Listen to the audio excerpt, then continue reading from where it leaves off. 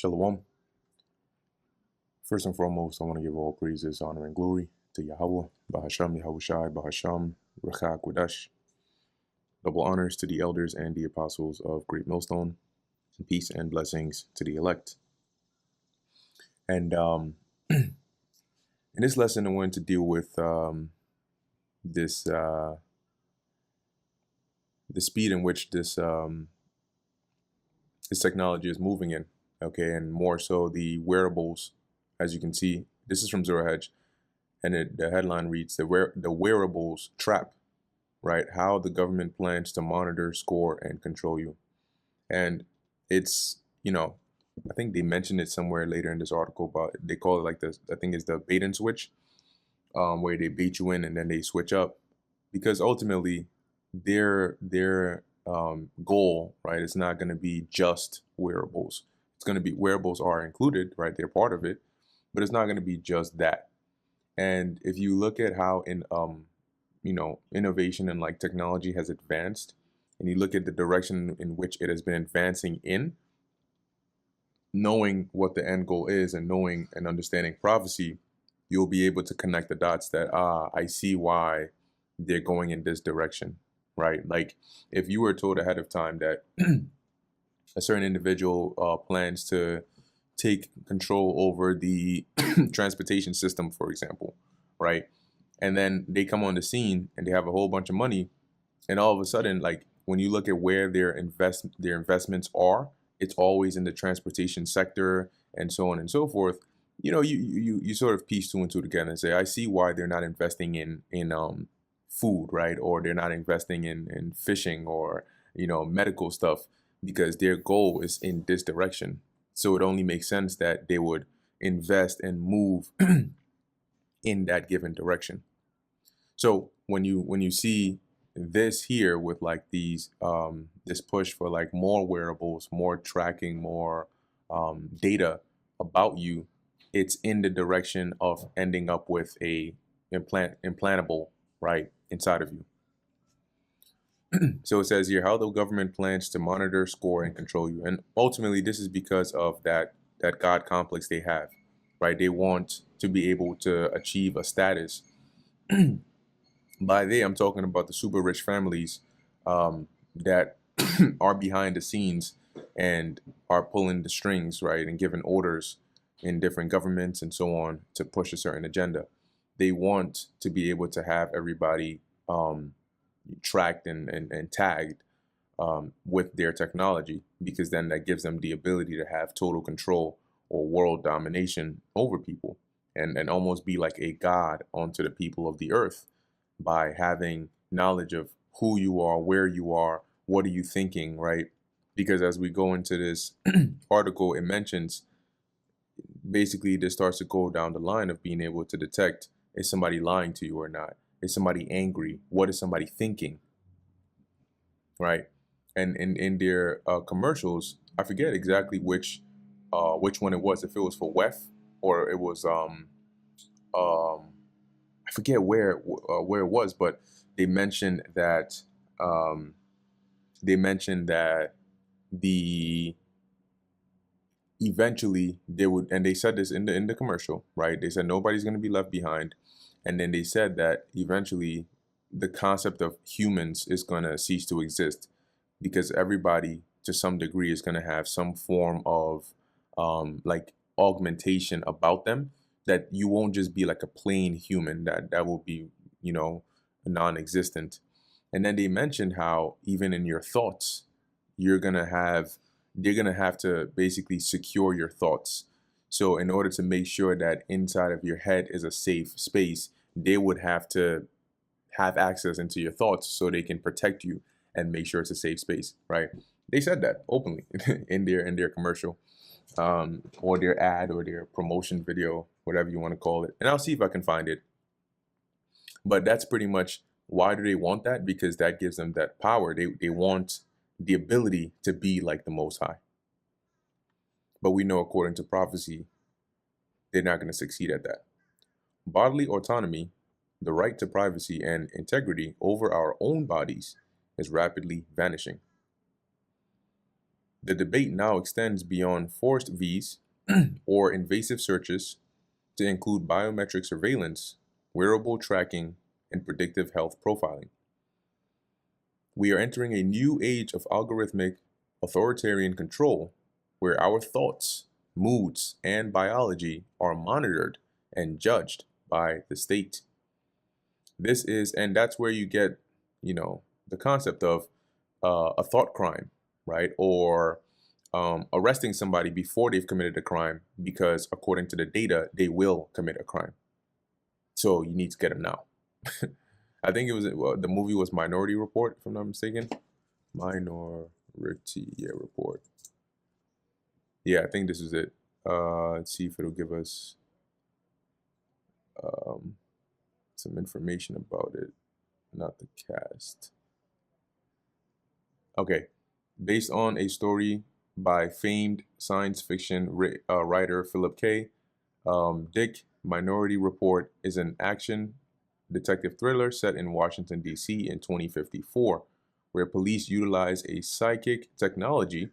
See? Technology.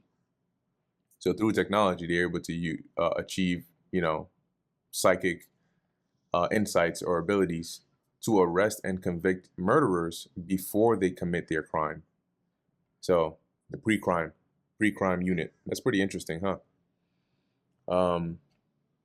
So coming back here, where we at? Right, so the thoughts, moods, and biology are monitored and judged by the state.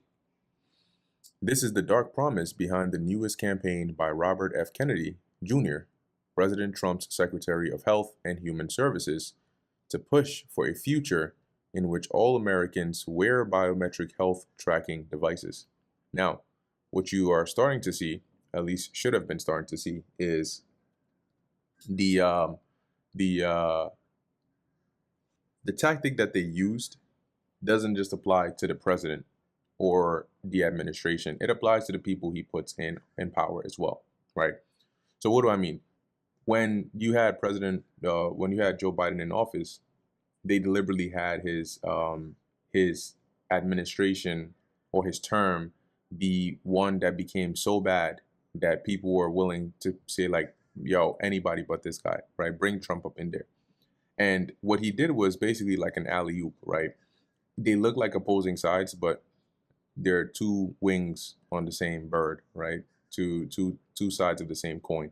So by making the country so bad, you make the next guy coming in saying he's going to fix that look better, because people want it fixed. So that's what Trump ran on. He ran on a lot of things that, he could point out that became a problem or weren't fixed by the previous administration. Similarly, when you look at the health situation with the whole, demic and all of that, people got very, very angry and tired of these mandates, masks mandates. You got to get the Vanessa. You can't do this. You can't work here. You can't do this and all that. People were fed up with it. And when you had somebody else, like they appointed this guy, right, Robert F. Kennedy Jr., who it's like, we're going to change the way it was before and do this and do that. Once again, it's on that basis of building trust with the people, because it's almost like, hey, I'm the guy you can run to from your attacker or from the other guy that you don't like. And then eventually they become worse than the first. And then that's the cycle they've had going for the past God knows how long, right? You vote one way, this one side this time, and then they become so bad, now you want the other side. Then you become so bad, now you want the other side. And that's the illusion of choice, because each term, right, and each switch and each administration that comes in, what they're doing is furthering the same plan. They're furthering the same agenda. Okay? I'll give you another example here. You get with a guy, right? You get with one guy, he yells at you. Okay? You're upset at that, so you go with another guy. This guy now beats you. That's even worse. So you get with another guy. This guy beats you, emotionally abuses you, and drop kicks you. Okay, so now you go back to the other guy.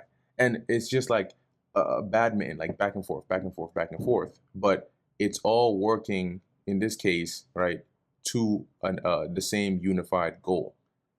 Because the reason why when the Democrats come in there, you have a problem is because they're doing shit that's pushing this agenda. So you say, no, no, no, we don't want them. They're destroying the country. So now let's get the Republicans in there. They'll fix it up. So they come up in there and they're like, all right, thank you for setting it up nicely. We'll start off looking like we're gonna fix it up, and then we'll continue to plan. We'll continue to plan. And when the people catch on, they'll get pissed off, and then they'll say, let's bring the Democrats back in. And then when they do that, the Democrats will say, oh yeah, well, let's fix the mess they made. And then they'll look like they do it in the beginning. They'll run campaigns on it, and then they'll end up continuing the plan, which is to make things worse and worse and worse. So before you know it, you're constantly switching back and forth for reprieve, but you don't see that each time, right? Each every 4 years or every however long that passes, it's gotten closer and closer to the direction or the end goal that they've wanted. That is the illusion of choice, right? That people don't see. When you're looking at a those puppet shows where you may have two puppets on the stage, and behind the scenes is one man, and it's just his right hand and his left hand and controlling them. But when you look on the stage, it looks like two completely different sides. They might be disagreeing with each other and X, Y, and Z. But when you look up and you see that it's one man, then it's the same brain, it's the same mind, just two hands in the same body. So back to the article. This is the dark promise behind the newest campaign by Robert F. Kennedy, Jr., President Trump's Secretary of Health and Human Services, to push for a future in which all Americans wear biometric health tracking devices. Under the guise of public health and personal empowerment, this initiative is nothing less than the normalization of 24/7 bodily surveillance. And then they'll code it in something like, oh, this will help cases where, if something happens, we can detect it right away and we can send help, and, it can reduce ailments or deaths or the amount of cases where somebody is sick and nobody finds out until it's too late. That's what they do. They capitalize off of your fear of things that haven't happened yet, or your fear of things that have happened before in the past, and then they get you to buy into these things. Under the guise of public health and wait, I think I just read that. Ushering in a world where every step, heartbeat, and biological fluctuation is monitored not only by private companies, but also by the government.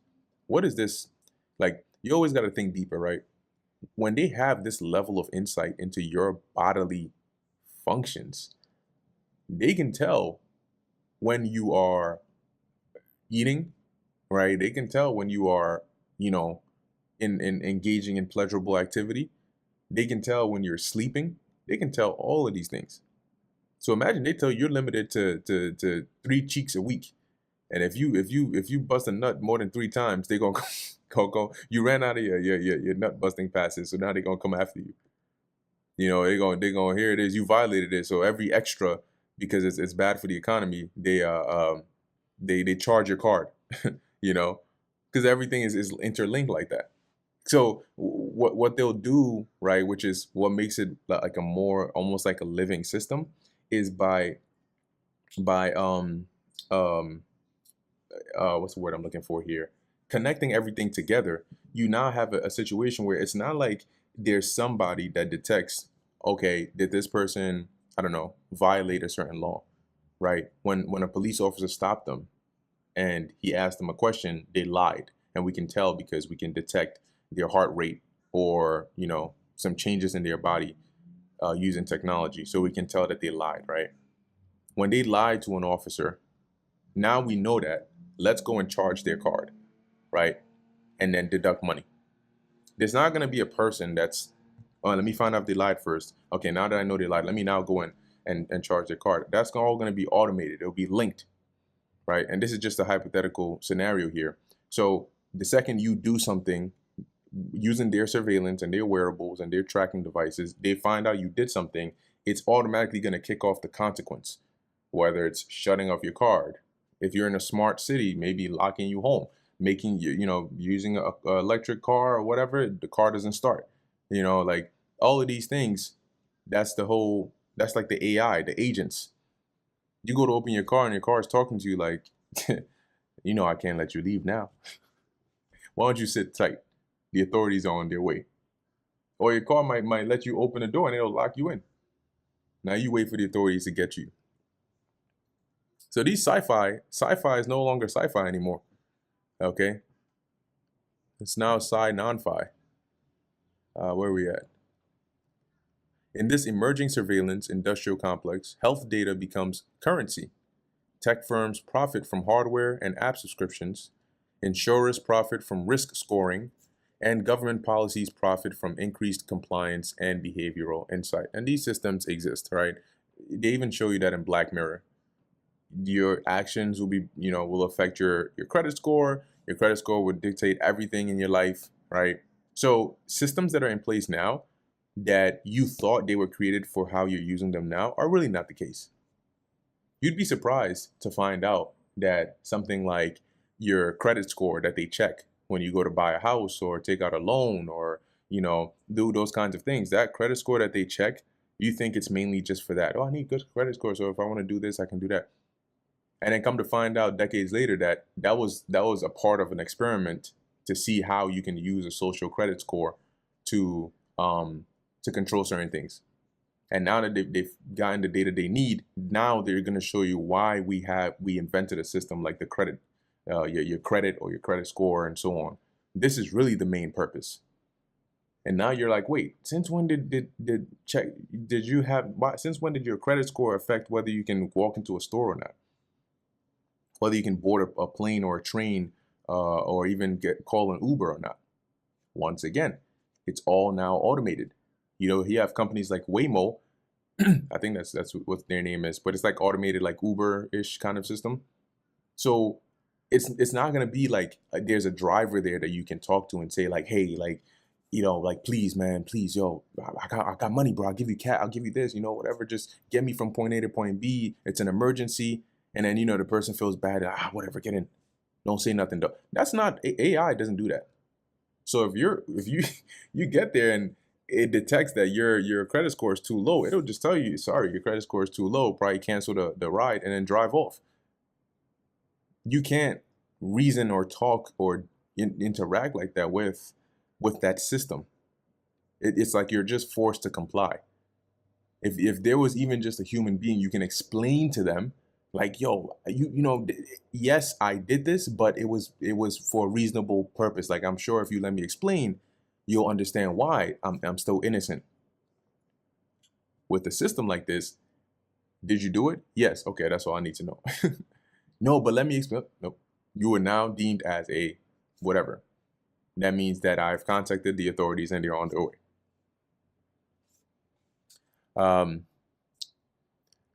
Let's see. It says here, this convergence of health, technology, and surveillance. Convergence is like joining, right? Divergence is when you imagine two lines, right, all going in the same direction, and when they diverge, they split, right? So you see this right here and this right here, they're getting wider and wider, right? This is going more here, this is going more here, so they've like diverged.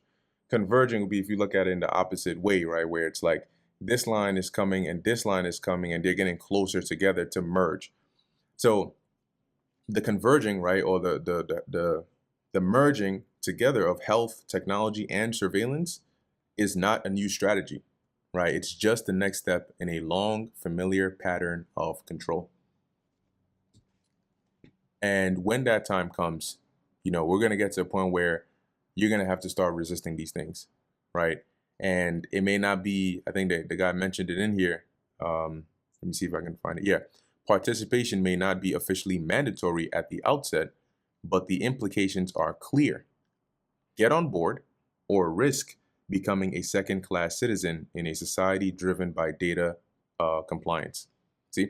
And that is they will make sure that second-class citizenship, if it exists, and if you're not already in a concentration camp or whatever, it's going to be a terrible experience to where you're going to wish that let me just get on board with this.